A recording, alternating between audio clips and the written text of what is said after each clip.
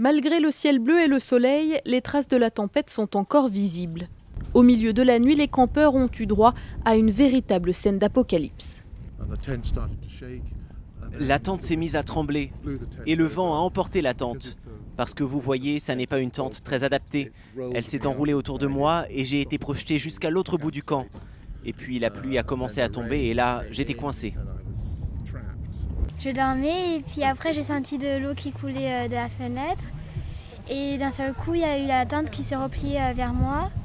Et je ne trouvais plus la sortie. Et quand je l'ai trouvée, j'ai vu mes parents qui tenaient la tente. Et il y a eu beaucoup d'assiettes qui tombaient par terre.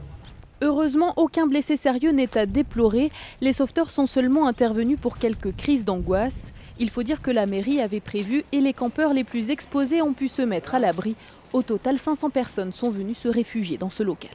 C'est un regroupement qui se fait.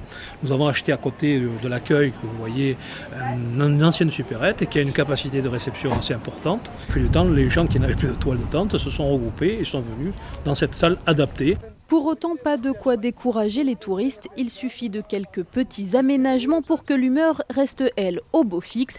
Et les campeurs promettent même de revenir l'année prochaine.